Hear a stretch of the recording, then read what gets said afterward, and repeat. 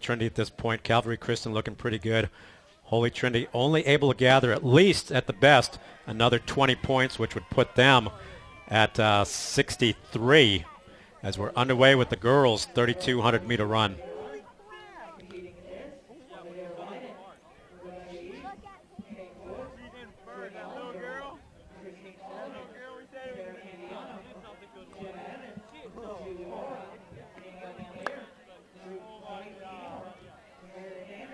And really an opportunity in this race for McClay to pick up some more points if they can get something out of Kristen Sweeney, a junior, who didn't have one of the better seed times, but you never know. Yeah, McClay looking really good right now. You know, they're going to be able to gather some points in this race, I would think, and maybe make a run at Calvary Christian. Calvary Christian, a pretty darn good 4x4 team, though, Mike, so it may come down to that final event.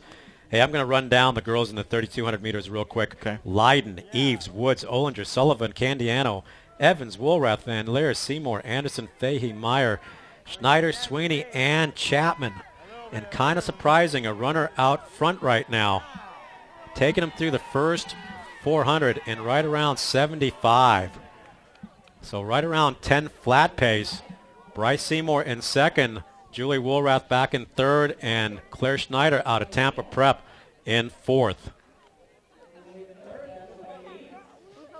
Well, we're starting to see the youth and the experience, even though Julie Wollrath has run a lot of big races. She's only a freshman.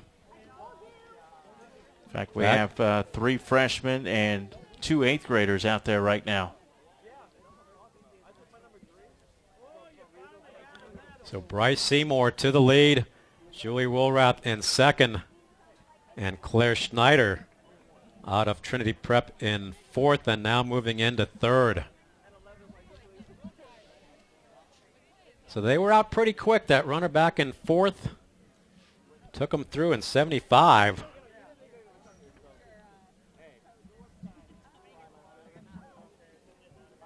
You know, in Holy Trinity Academy, they're fourth in the standings right now after 15 events. Julie Wollrath with a high finish here can get them closer to the top. Yeah, 10 points out of here is almost a must for Holy Trinity. And if they want to catch Calvary Christian, yeah, it's almost a must. 2:36 at the half. Bryce Seymour continues to lead. And we're being joined by Coach Van Alstyne. We're going to bring him in real quick, and I'll hand the mic off. Coach, come on in. Alstyne, the coach of the University of North Florida.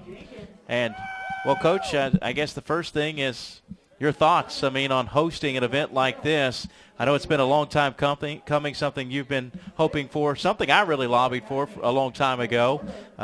Just talk about the opportunity for the University of North Florida to host an event like this. Well, you're absolutely right. This is the culmination of an over 20-year dream, right. I think, that we've had to number one, build the facility and then to let them come, Yeah. So we are just thrilled to host everyone here on our beautiful campus, and hopefully they enjoy the chance to compete on a world-class track, and just the atmosphere down there tonight is great. I can't wait to see the successive nights, the next meets that are coming in. So, just talk about this program and how far you've seen it come. Well, it's really hard to put into words, how far it's come. You'd be standing neck deep in a swamp right now when I started here. So, I took over 22 years ago, and we were NAI. We made the jump to Division II about 6-7 years ago. We started the transition to Division I, and it's almost mind-boggling now that you ask me to think back. Yeah, but we're intent to be competitive and build the team, and of course we've got the first part of that down with a nice facility, and we just love the location. So we're going to make a go of it. And, of course, speaking of being competitive, UNF beat out a bit from the University of Florida to host the event. So kind of putting UNF on the map a little bit as far as track and field. Not that UNF wasn't already on the map, but certainly that was big. anytime you can beat the Gators in anything, I will take it. And, we have a little meet coming up at the end of next month that we beat out some bigger names too. We're hosting the preliminary round of the NCAAs. So in an Olympic year, that is so exciting because guaranteed you're going to have Olympians on this track next month. Wow. You will have people that make the team for hopefully the United States. I don't want to name anyone, but we'll also have athletes that make the teams for other countries, and that's huge. And we just hope everyone comes out and watches and supports and just feels the electricity that I think it will generate. And not only is this good, Coach, for the University of North Florida, but the city of Jacksonville and what it's going to mean economically with hosting these events. Yeah, I mean, maybe we could be Tracktown East, put in or Southeast as it may be.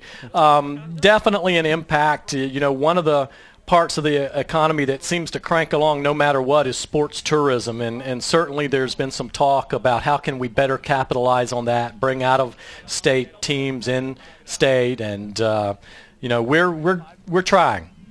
All right. Well, we're good for just a couple more questions with Coach Van Alstyne, and I know that you can't comment specifically on any particular athletes, but in general, just talking about the state of Florida and the athletes that come through Florida in this particular sport, and how the sport has really grown too, Mark.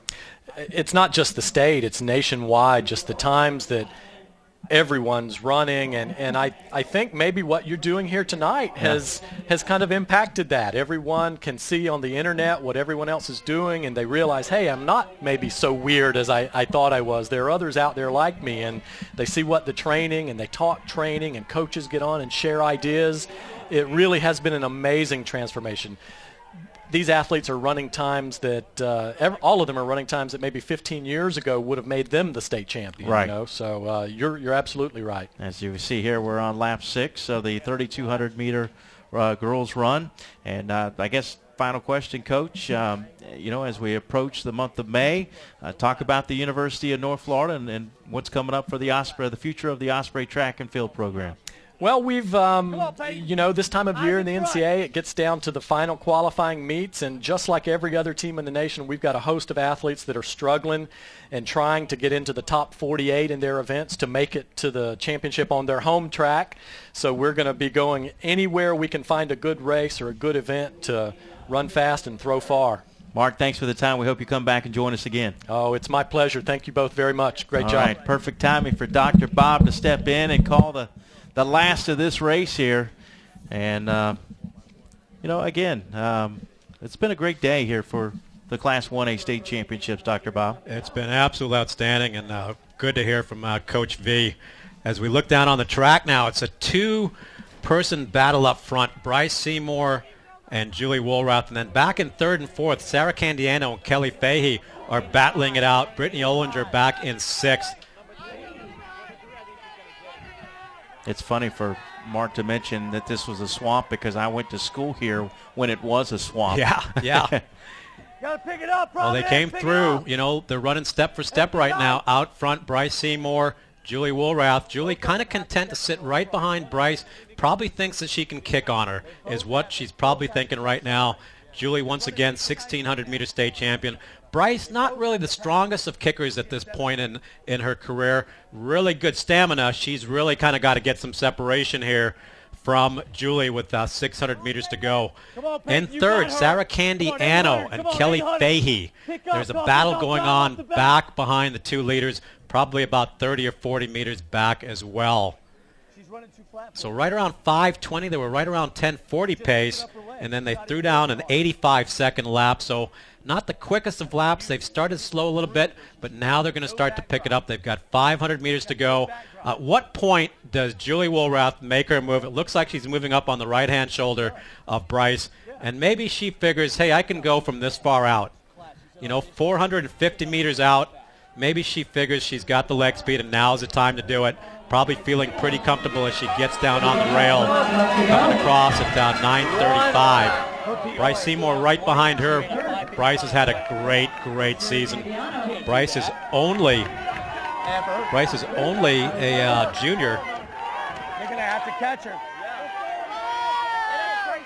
out of Circle Christian, and a freshman back in Candiano, third, you'll Sarah have to move up Candiano. one. And in fourth, it's Kelly Fahey, move up with one. Brittany Olinger now moving into fifth as we look around the track. On the far side, 250 meters to go, looking like another state championship for the freshman out of Holy Trinity, and what a great legacy she is starting on her own. You know, when we think about Holy Trinity, we think back to some of the great runners like Kayla Hale. Well, now starting to rack up some hardware. Julie Wollrath out of Holy Trinity. Bryce Seymour back in second. Hanging tough in third, Sarah Candiano. And in fourth, that's Kelly Fahey. And in fifth, Brittany Olinger out of Oak Hall. So one of the top runners in the freshman ranks across the country, and we've got some good ones across the country right now. Julie Wollrath won the 1,600 meter last year as an 8th grader in that epic 1,600 meter run over at Winter Park. She will win in 10:52. 10:52 after a seeding time of 11:04 coming in, and we talked at the beginning of the race, not only an opportunity to win an individual championship, as you see Seymour there as well, but 10 more points now for Holy Trinity as they really are on the heels, so to speak, of Calvary Christian. As we take a look at the rest of the runners finishing up, Claire Schneider coming across 11:22. And we've got the camera on the clock. So girls 3,200 in the books. Julie Wollrath with an impressive win, taking the lead about 450 meters out, running 5:20 and 5:32, Mike, going right around 10:52. So, you know, you take a look at it. Did Holy Trinity give up some points in the 1,600? And is that going to come back to affect them if it comes down to the 4x4 later on by saving Julie for the 3,200? Right. Granted, she got 10 points and she got a state championship, getting a big hug from Sherry Enders and Brittany Olinger down on the track. But she definitely puts them in striking range as we come up on the final event.